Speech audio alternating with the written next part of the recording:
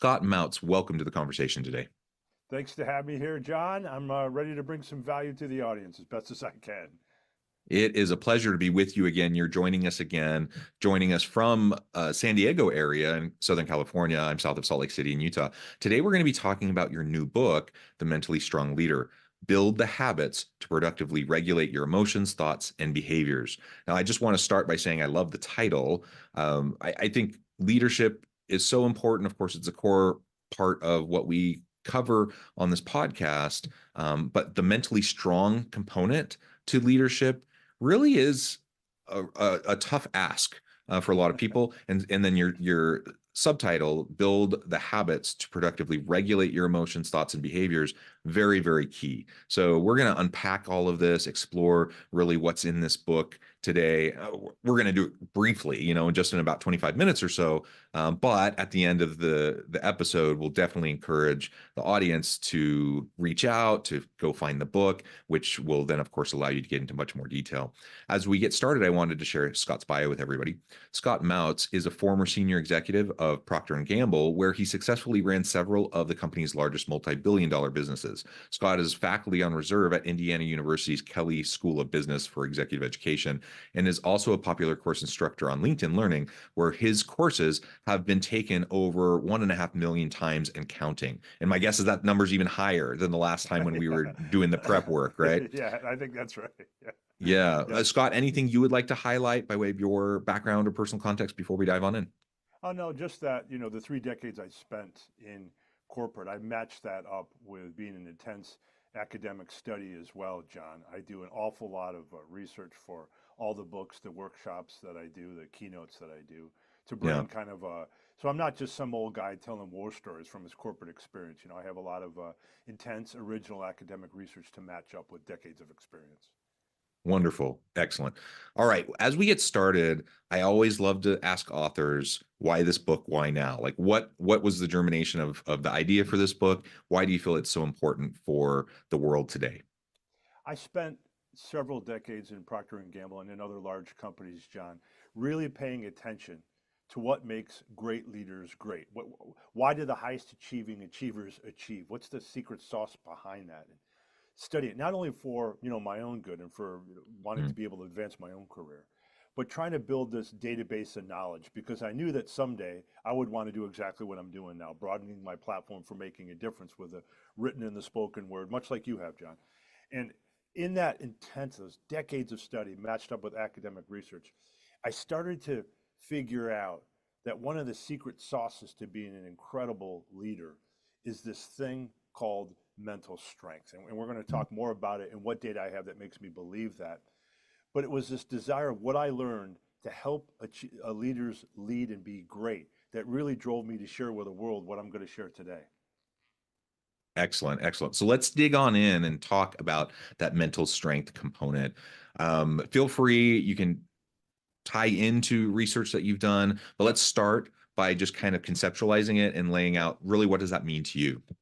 Yeah, mental strength is the ability to regulate your emotions, your thoughts, and your behaviors productively, even in adversity, despite whatever circumstance you find yourself in. As I like to say it, John, it's how you manage internally so Mm. that you can lead externally.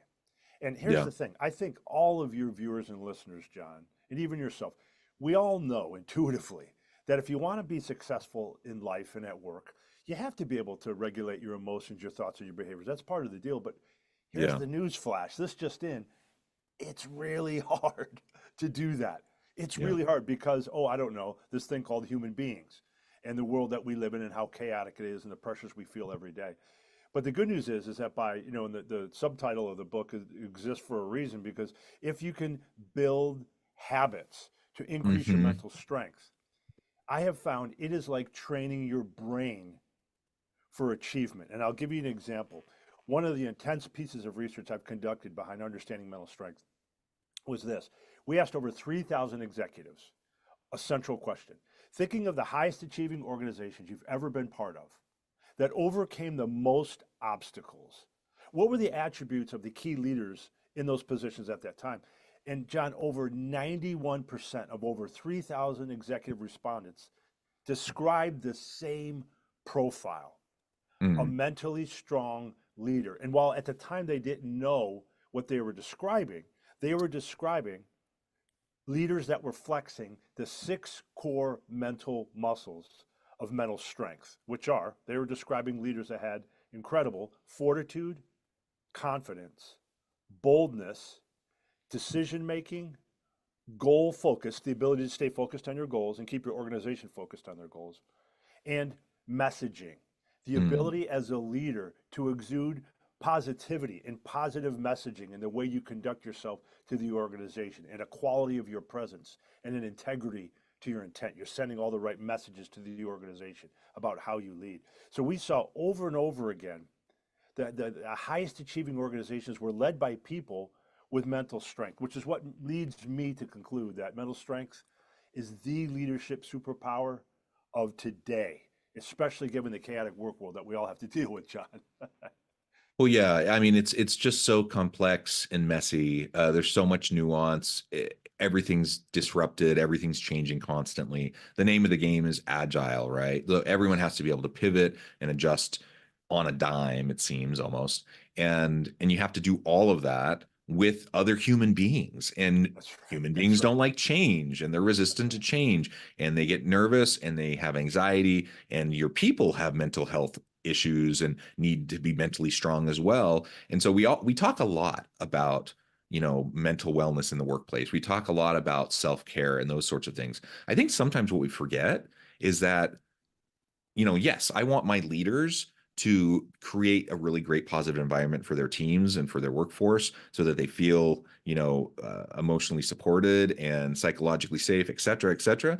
But our leaders are dealing with even more complexity. They need it too. Like, so if it's important for me to be able to be mentally strong, it's probably even more important for a leader who has the, I mean, it's not an overstatement to say the lives are in this leader's hand of all the people that work for him or her, because it's not literally life and death in terms of whether you die or live, but it is your livelihood. It is your ability to put food on the table for your family, to have shelter over your head. It is the opportunity to find meaning and purpose in your life through the work that you do.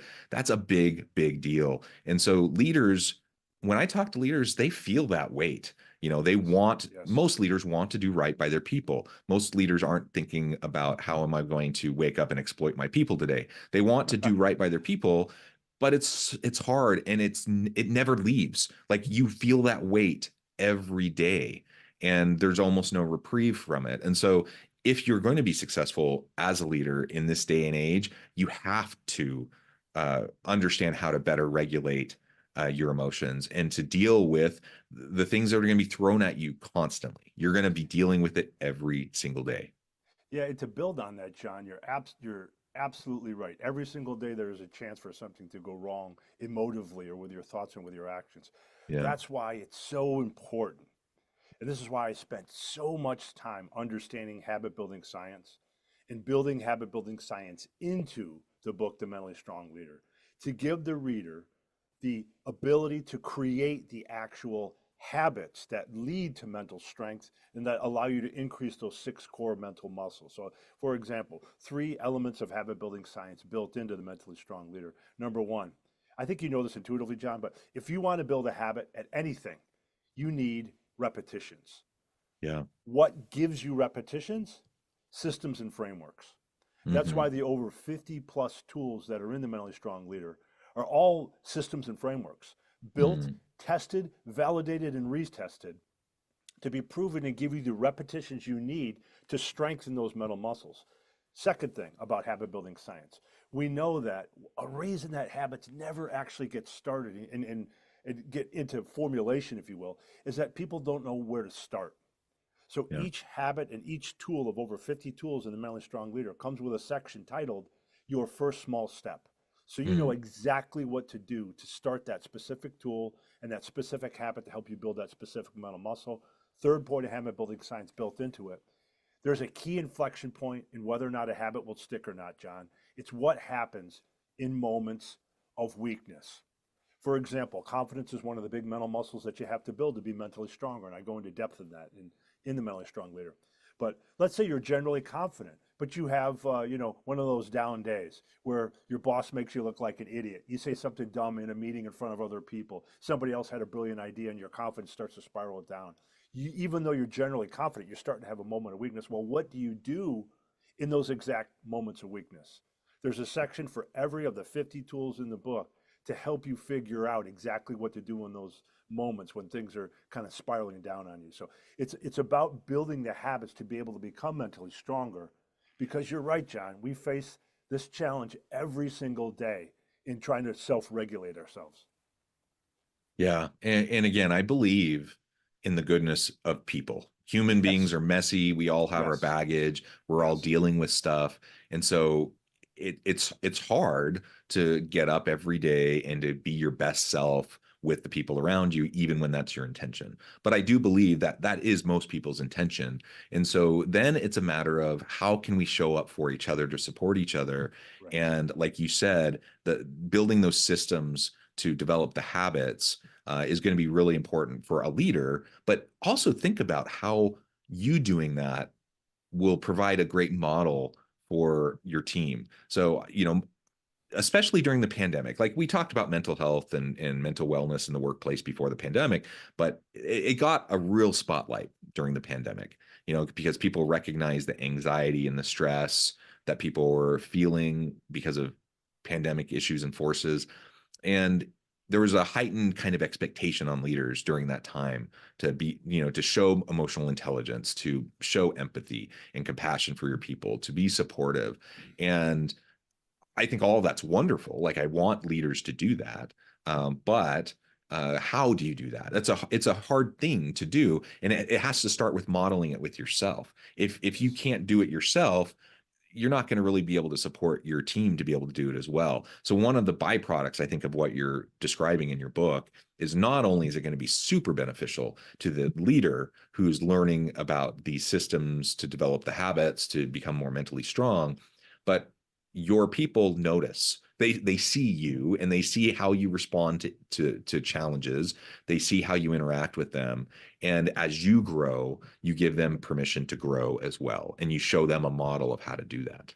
That's right. It's as much about self-leadership too, John. And you also see that change in yourself. I debated for the longest time in the title, The Mentally Strong Leader. I didn't want people to take away it's only for leaders in an organizational setting. Yeah. Yeah. It's also for self-leadership and how much Yeah. how much stronger we feel about ourselves at life, at work, of course, but also in life when we know we're controlling our emotions in a good way. And I'm not talking about not having emotions. That old adage of check your emotions at the door is baloney. It never works. It's about how to Yeah. control those emotions productively and your thoughts and your behaviors. And that's one of the reasons why I'm so drawn to this concept of mental strength and trying to bring it to folks on how exactly to become mentally stronger. Yeah, awesome. And I think I'm just doing some self-reflection here as we're Yeah, yeah, talking. And, I think overall, I do a generally good job. I think a lot of people describe me as fairly even keel, someone yeah. who can deal with difficult issues in a productive way, etc. But there definitely are things that trigger me. We all have those things, right? Yes, And there are certain things because of my own background, my own baggage, all the stuff we won't go into, but there's certain things that if they happen a certain way, if I'm not aware of what's going on, those emotions are visceral and they're real and they're immediate. And my reaction in the moment, unless I'm aware of what's happening, is usually not positive. Like it's usually me overreacting to someone who is well intentioned, who just stumbled into something that is related to baggage that I have, that I'm now projecting something onto them. So, like, as I reflect on myself, I'm like, okay, like I know some of these things that have happened over time that have shown up in ways that aren't productive. I know that those things happen. So, why do they happen? How can I choose to respond to those emotions as they're happening? It doesn't mean I ignore them. I don't put my head in the sand. I don't pretend. I'm not, it's not Pollyanna-ish, and I'm not just pretending like everything is great when it's not. But that's it's right. it's it's recognizing and meeting people where they're at and where you're at in a much more productive way if you have those regulation tools, the emotional regulation tools at the top of your, the tip of your brain, in your hands when those issues arise. So that hopefully the next time I get triggered that way, I can take a few deep breaths, I can step back, I can remember the person that's standing in front of me, that they're probably not trying to like dagger me in the heart and twist it.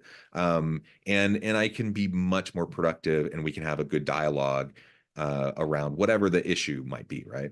That's right, John. And in that journey that you speak of, there, like nobody, no one would ever expect you, John, to be able to control all your emotions, all your thoughts, all your behaviors all the time. You don't have to work on all six of those core mental muscles to still be mentally strong. The opposite of mentally strong is not mentally weak.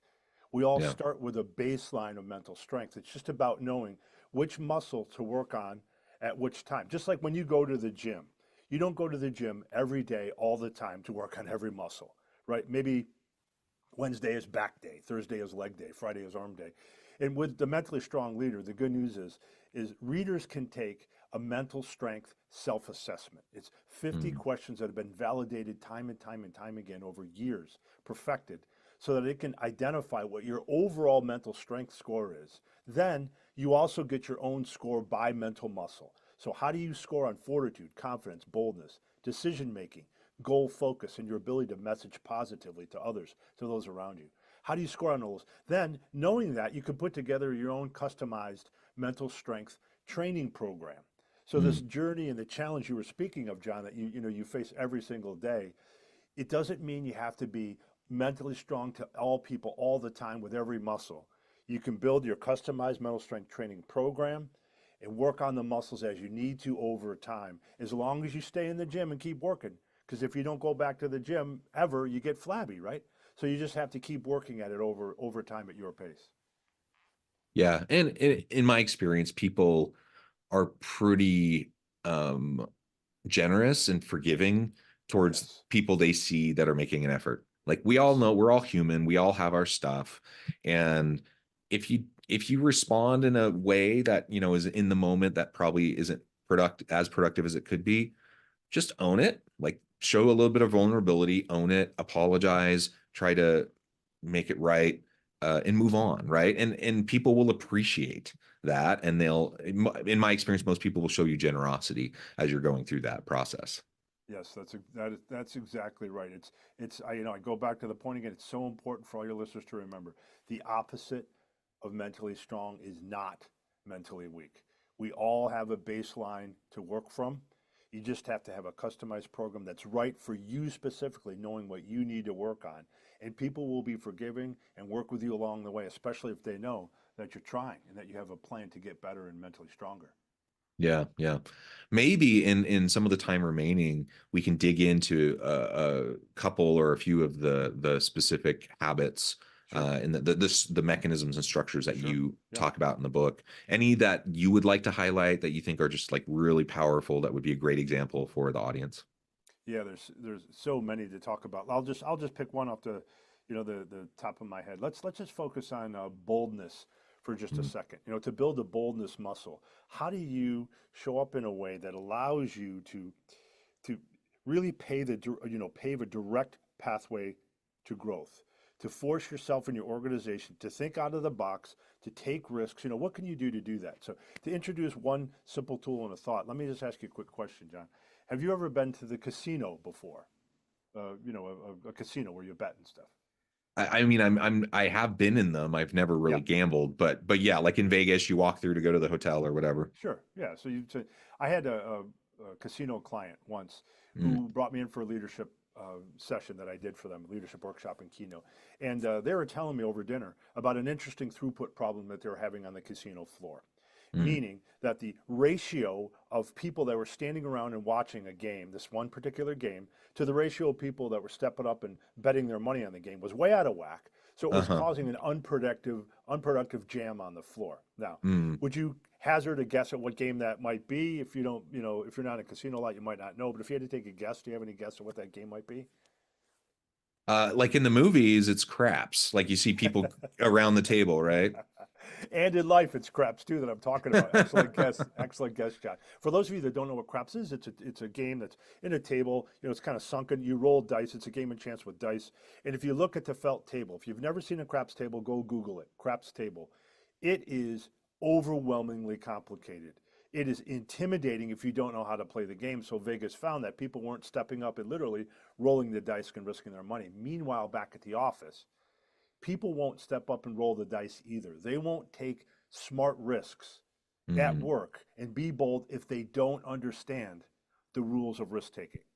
So in the Mentally Strong Leader, I lay out a way that you can define the rules of risk taking for those around you, right? And this particular one is, within a business context. Mentally Strong Leader is for both work and life, but this one's for business context. But you could spell out the rules of risk taking for your organization, or ask your bosses what they are. What does a good risk constitute?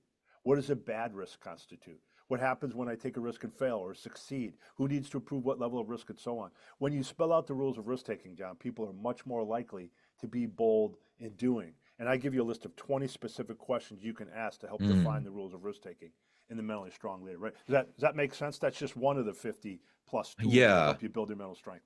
Yeah, absolutely it does. And I like, I mean, the flip side of the coin, right? So you want to Yeah, be more bold. yeah. And some people kind of naturally, they probably need to tone back the boldness. But I think a lot of people, probably most people, are the other way. Like, that's something they have to grow into, being more comfortable and being more bold. Um, and I like how you have the flip side of the coin there. Like, yeah, let's talk about how we construct psychologically safe environment where people feel safe to be bold. I mean, one of the reasons why people aren't more bold is because they're worried about looking stupid, or they're worried about making a mistake that will somehow hurt them, and so then they play it safe. And when people are playing it safe, they're not creating, they're not innovating, they're not pushing the envelope, they're not challenging assumptions. They're just kind of going with the flow. They're trying to, like, put their head down and just do their work. And in some jobs, I guess maybe that's okay. But for most of what we talk about in the knowledge economy, we need people to push the envelope. We need people to challenge us. We need people to come up with new ideas and try them and iterate rapidly. And if you don't have a psychologically safe place, for most people, it just won't happen. They just won't be Yes, willing to risk it, right? And that's so right. boldness, absolutely, it's something I can, over time, I can try to, like, have a little bit more courage and boldness in how I approach things. But from a leadership standpoint, from an organizational design standpoint, from a culture standpoint, if you don't focus on the mechanisms of boldness, a lot of people just aren't going to get there. They're not going to feel safe enough to get there. That's exactly right. Speaking of safety, I'll highlight a confidence tool that's related to what you're talking about as well, John. There's a couple of confidence, there's a whole bunch of confidence building tools, because confidence is a key mental muscle to build in a mentally strong leader. And when you think about confidence, there's two tools in the book that ask you to do two things, right? The first tool is built on asking you to monitor your relationship with self-doubt, and then monitor your relationship with yourself. Two different tools. I'll explain the first one. Think about those words for a second. The tool, it's called the doubt continuum, and you have to take a look at doubt on a scale from a world where you're perfectly confident all the way to a world where you're suffering from a fear of failure, and in between is kind of healthy self-doubt, if you will. But it's important to remember that confidence is not the absence of doubt.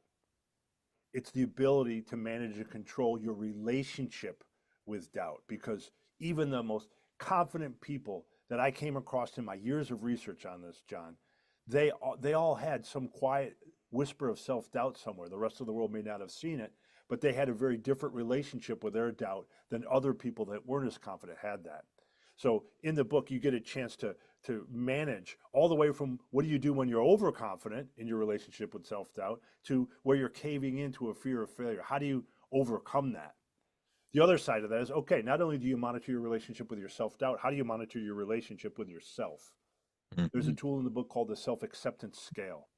And it turns out there's breakdowns in confidence in many variations, all the way from you start out great self-acceptance, wonderful Mhm. self-acceptance. On the other side of the scale, you have imposter syndrome. And then in between, you have all kinds of breakdowns where you give into negative inner chatter. You start chasing approval instead of authenticity. You're constantly comparing to others, something I still work on today, and I teach this stuff. you get caught up in, and this is perfect because the words are on your sweatshirt, you get caught up in, I'm not enough. Hmm. And guess what? I'd like to read your sweatshirt to your audience so that they understand, folks, you are enough. You don't have to take on everything by yourself, by the way. And the tool goes through the range of ways that we can, in that relationship with ourselves, we drift farther and farther away from self acceptance. And it can get as bad as imposter syndrome, where we won't accept what we've accomplished in our life. And then it gives you solves for each one of those steps along the way, whether you're seeking approval too much, comparing to others too much, beating yourself up over and over with negative inner chatter, whether you won't accept that you're enough or that you just feel like an imposter. There's tools for all of that to help you increase your confidence and thus your mental strength. Yeah, awesome. There's so much here. And we've only really scratched the surface, but that's why it's important for everyone to go check out the book. Before we wrap things up for today, I wanted to give you a chance to share with the audience how they can connect with you, find out more about your work, where they can find your book, and then give us the final word on the topic for today. Yeah, thanks so much. You can go to scottmautz.com, SCOTTMAUTZ.com, to find out about, find the book, to learn about my keynotes, my workshops, all the things that I do related to the Mentally Strong Leader. And also, I put together a gift for your listeners and viewers today, John. If they go to scottmautz.com/mentally strong gift, they can Mm, get a 60-page free download that allows them to take that mental strength self-assessment I was talking about to discern their overall mental strength and score by mental muscle. As well, it provides questions that help you and prompts that help you get the most out of the book, The Mentally Strong Leader. So scottmautz.com/mentally strong gift. You'll get that free 60-page PDF. And in terms of last, parting message, I would just encourage people to remember that the opposite mentally strong is not mentally weak. We all have a baseline to build from. You absolutely can do that. You could start doing the things that will build your mental muscles, which we have shown correlates precisely to achievement. It's the leadership superpower of our times and self-leadership superpower of our times. awesome. Scott, thank you so much. It's just been a real pleasure. I encourage the audience to reach out, get connected, find out more about what Scott can do for you. Check out the book. And as always, I hope everyone can stay healthy and safe, that you can find meaning and purpose at work each and every day. And I hope you all have a great week.